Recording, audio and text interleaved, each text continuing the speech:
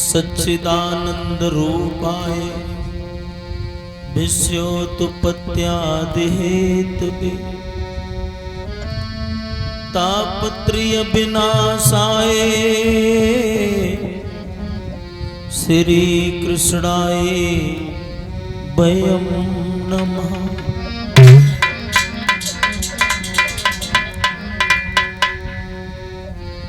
मानुष हो तो बहिरस खान बसो ब्रज गोकुल गाँव के ग्वारन। जो पशु हो तो कहा बस मेरो चरो नित नंद की धेनु मजार।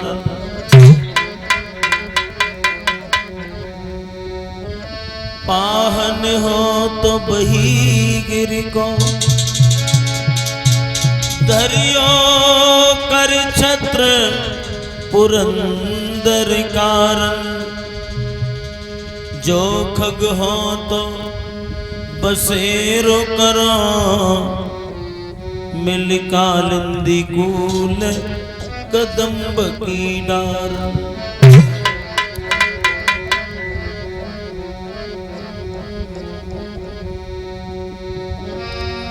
कि श्री राधा के बर तुम्हें हम नमन करें हर बार। कृपा दृष्टि निक कीजियो शरण नरेश कुमार।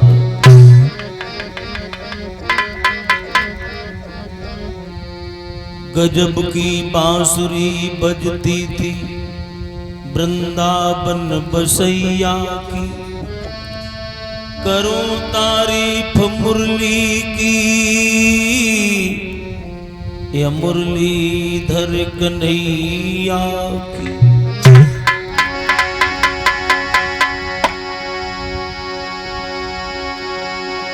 कि बंदा सोचे मैं करूं और करनहार करतार। तेरा किया न होएगा सो होगा हो बनहार। बोल सच्चिदानंद भगवान की। आदरणीय उपस्थित कथा प्रांगण में बैठे हुए सभी श्रोता बंधु,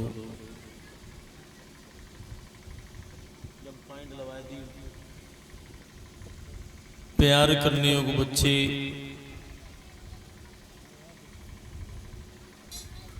सीता अनुसुईया सावित्री जैसी पावन धरा पर पलने वाली माता शक्ति,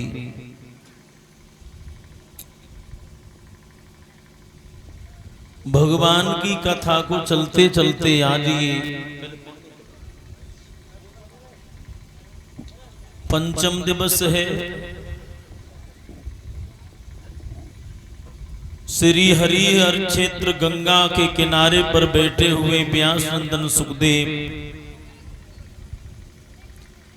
उत्तरानंदन परीक्षित को भगवान की बड़ी सुंदर सुंदर कथाएं श्रवण करा रहे हैं।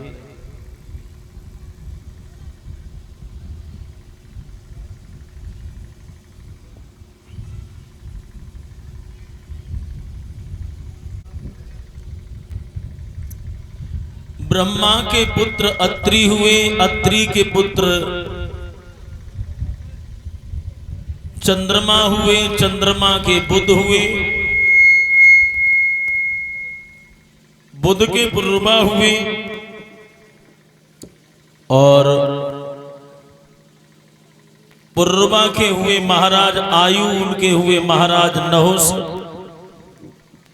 नहुस के हुए थे महाराज अयाति।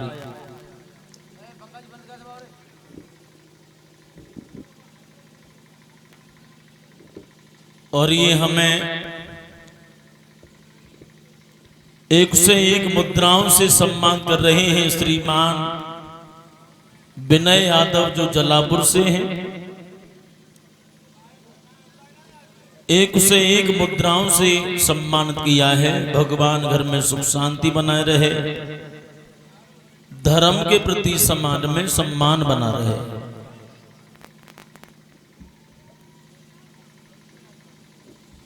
उन्हीं महाराज नहुस के पुत्र हुए थे अयाति, जिनकी अभी आप लोग कथा सुन रहे थे।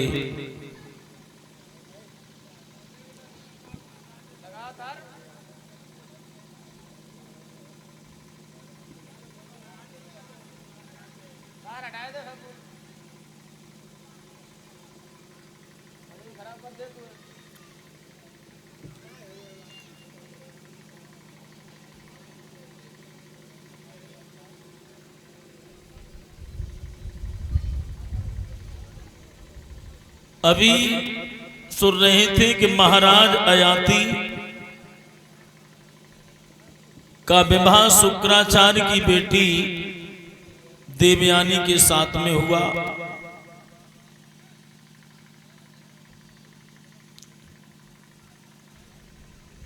बृहस्पति दैत्य की जो लड़की शर्मिष्ठा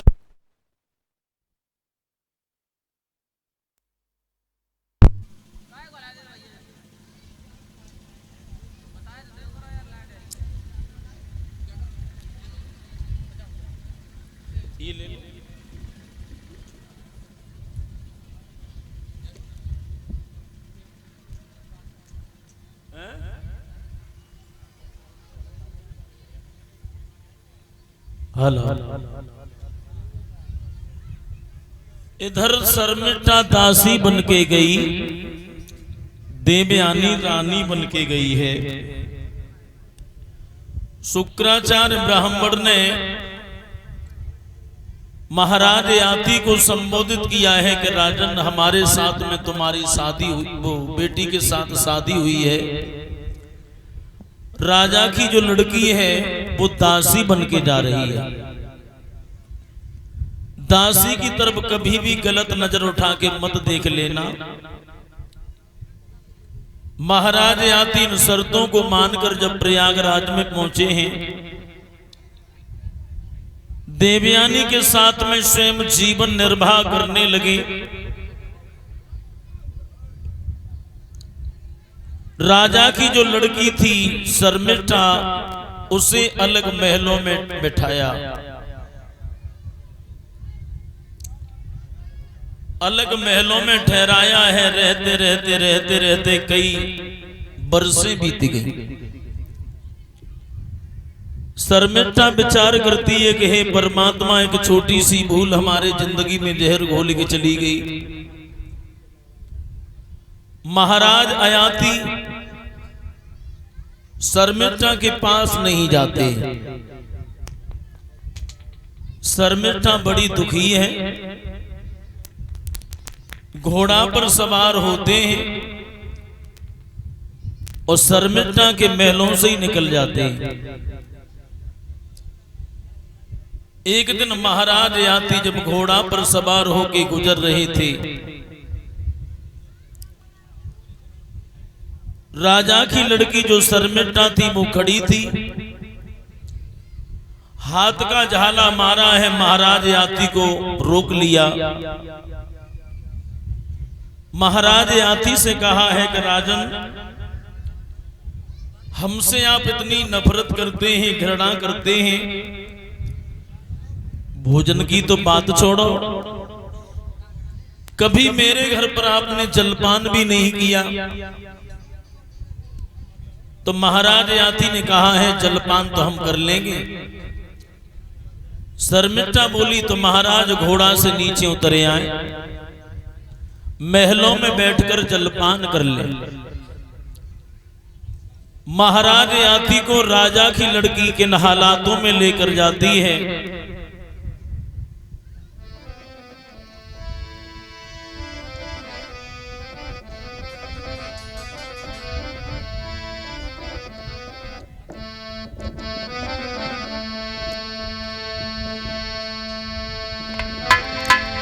कि आवत देखे पिया, खुशी बहुजिया मगन दिल भारी।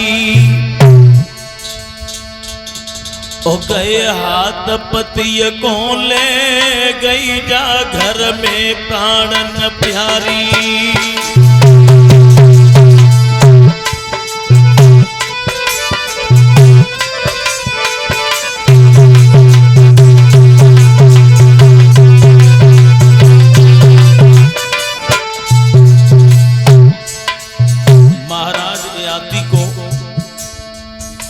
पकड़ के जब लेके चली है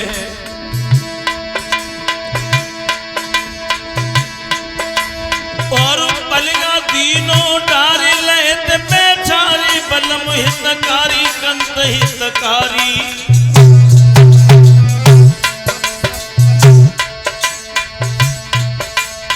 पंखा ले ढोरे प्यार रे अंगारी भैया ठाड़ी।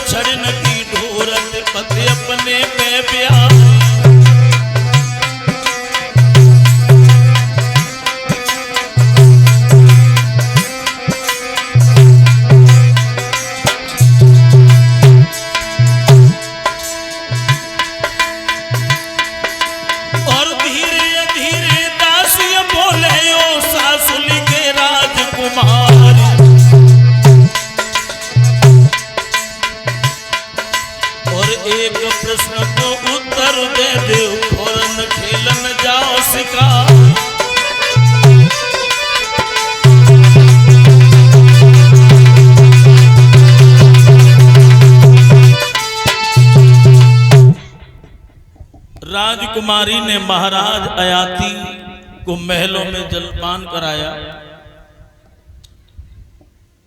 और शर्मिष्ठा ने केवल एक प्रश्न पूछा, महाराज मेरा एक प्रश्न है उसका उत्तर देते जाओ, उसके बाद आप शिकार खेलने चले जाना।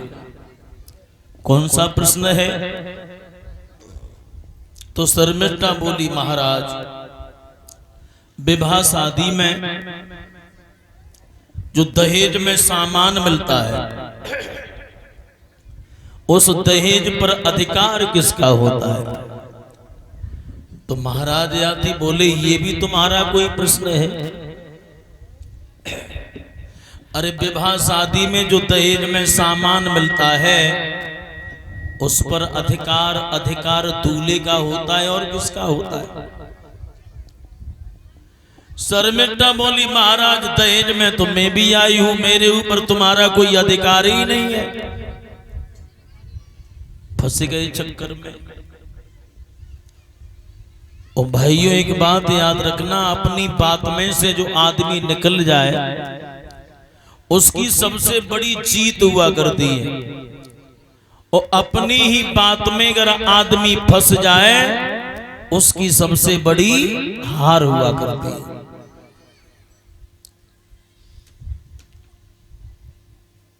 महाराज याती शर्तों में जब फंस गए तो दासी के घर भी आते जाते रहे। भाइयों नतीजा ये हुआ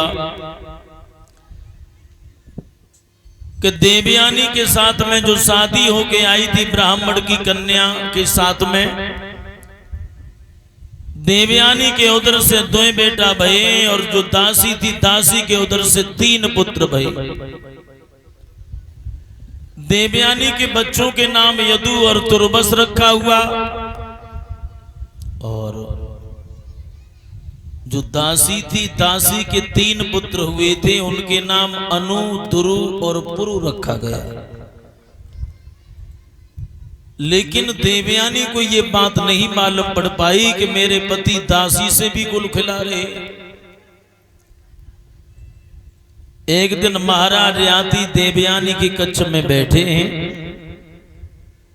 देवयानी के दोनों बच्चे बड़े चंचल थे, वो आपस में झगड़ रहे थे। महाराज याती को क्रोध आ गया। महाराज याती कहने लगे, देवयानी हम तुम्हारे घर जब भी आते हैं तुम्हारे बच्चे हमेशा लड़ते झगड़ते रहते हैं। तुम्हारे तो 2 बच्चे हैं और दासी के 3।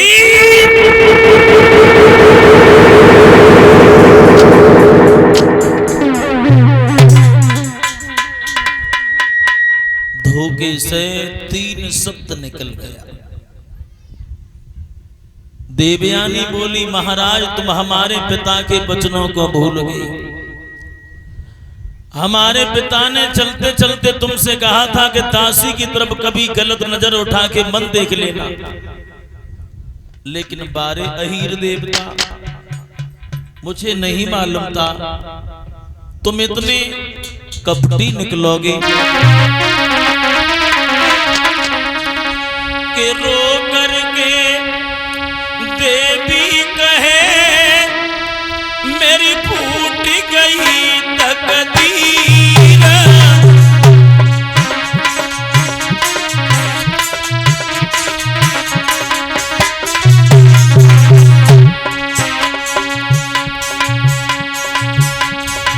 रो करके देवी कहे फूट गई तकदीर।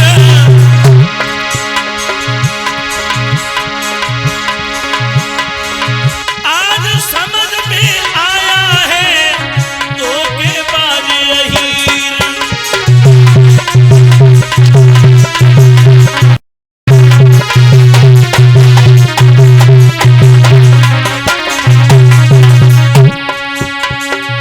देवयानी बोली, महाराज मुझे आज मालूम पड़ा है अहीर धोखेबाज होते हैं, तुम बड़े धोखेबाज निकले।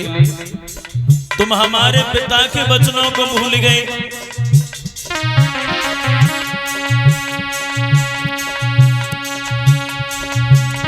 गए भूल पिता की, गए भूल पिता की बात करी संग घात नाए रहे पाऊंगी। बबुला के पास हमें जाए सब कथा सुनाऊंगी।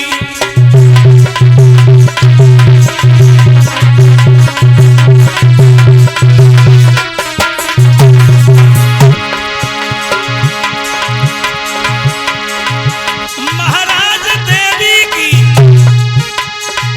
और भरियाई लगी, रोए रोए के बाद धूप से कह गई है दिल की। बेटा ले दो बगल दबाए पिता के पास में जा रही है। लौआ ले दो बगल दबाए शुक्र के पास में जा रही है।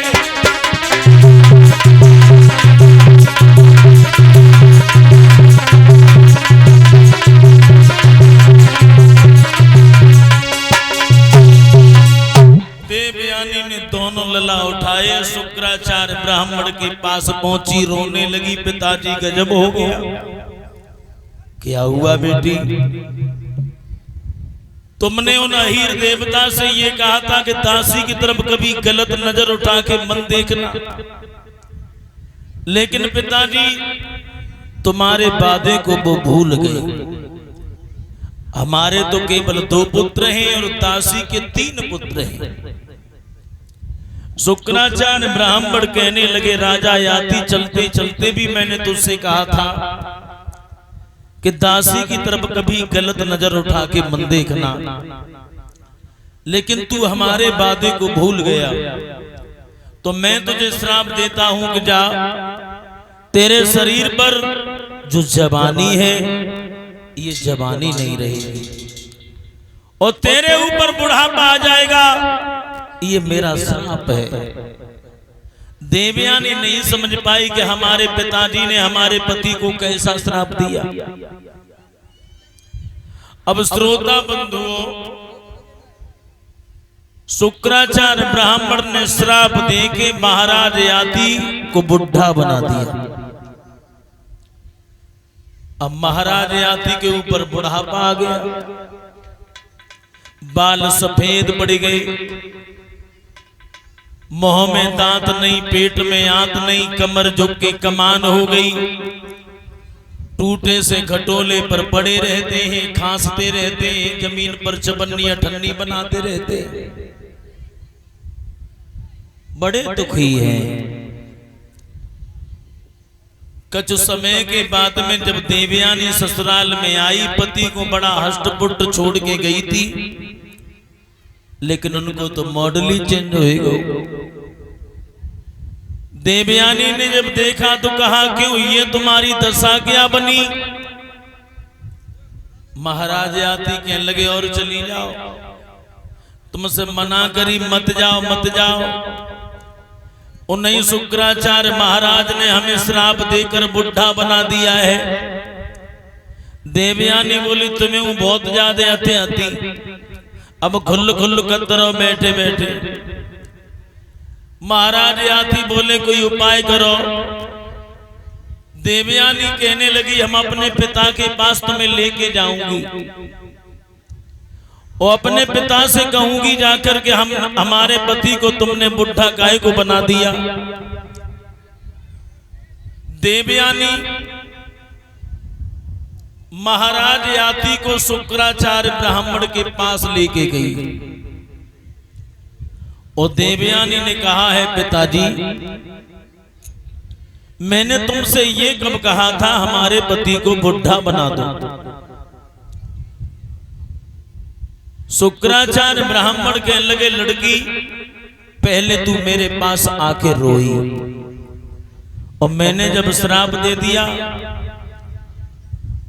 अब इस बुढ़े को क्यों लेके आई है, ले जाए उसे। देवयानी रोने लगी, पिताजी मैं नहीं जाऊंगी, जब तुम तक हमारे पति को जबान नहीं कर देते हो तब तक मैं यहां से लौट के नहीं जाऊंगा। शुक्राचार्य बोले, देखो बेटी, दिया हुआ श्राप कभी वापस नहीं होता है। हाँ, इतना अवश्य है कि उसका असर कम हो सकता है। इनका कोई हितू या रिश्तेदार अगर बदले में ने जवानी दे दे और इनका बुढ़ापा अगर बदले में ले सके तो ये कुछ समय के लिए जवान हो जाएंगे। अब भाइयों, जब इतनी बात कही है तो देवयानी महाराज याति को लेके गई। कहां पर? फिर ससुराल में पहुंच गई, प्रयागराज। अब महाराज याति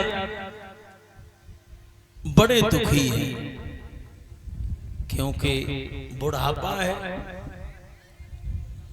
और बुढ़ापे में शरीर काम नहीं करता। ये 100 रुपए दिनेश यादव भट्टा, जलाई मिस्त्री, प्रयागराज से ही है। तो ये दिनेश यादव की तरफ से 100 रुपए से हमें सम्मान किया गया है। भगवान घर में सुख शांति बनाए रहे, यही मेरी इच्छा आकांक्षा है। अब महाराज याति विचार कर रहे कि क्या करें, कौन हमें जवानी दे सकता है। अपने घर पर एक यज्ञ का अनुष्ठान रचाया, विशाल भंडारा किया महाराज याति ने। अपने हेतु या रिश्तेदारों को बुलाया, सबसे कहा, भैया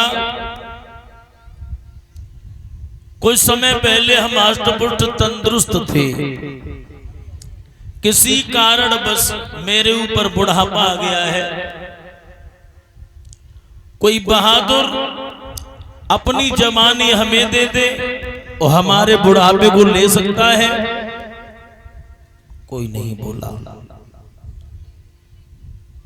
अपनी जवानी हमें कोई दे सकता है, कोई नहीं बोला। बोलते क्यों नहीं हो? अरे हमें अपनी जवानी कोई दे सकते हो। दावत छोड़ छोड़ के सब चलने लगे, भैया ले इनके दावत के चक्कर में इनको बुढ़ा बोले और जवानी दे, भैया हमें दावत नहीं खाएगा। सब चलती। किसी ने महाराज याति को जवानी नहीं दी। और दे भी कौन सकता है, क्योंकि बुढ़ापा बुढ़ापा एक ऐसा कड़वा सच है जो हर आदमी के ऊपर आता है, और ये इतना वफादार दोस्त है कि आने के बाद फिर कभी जाता ही नहीं है, अगर जाता है तो साथ लेके ही जाता है। बुढ़ापा जबरदस्ती आ जाता है, बिना कहीं सुने आ जाता है बुढ़ापा। पाए के जवानी तू इतनो इठलावे मती आएगो, बुढ़ापो तू कसाले पड़ जाएंगे। पाए के जवानी तू इतनो इठलावे मती आएगो, बुढ़ापो तू कसाले पड़ जाएंगे। भले भले एक तो दिंगे न साथ तेरो दृष्ट घट नेनन में जाले पड़ जाएंगे। सोबत पे खटिया की पाटी पे रहे वो हाथ, और चालत में लठिया के लाले पड़ जाएंगे। बुढ़ापा एक ऐसा कड़वा सच है जो हर आदमी के ऊपर आता है, और सबसे कड़वा फल है बुढ़ापा। कबीर दास जी लिख रहे हैं एक बहुत सुंदर दोहा।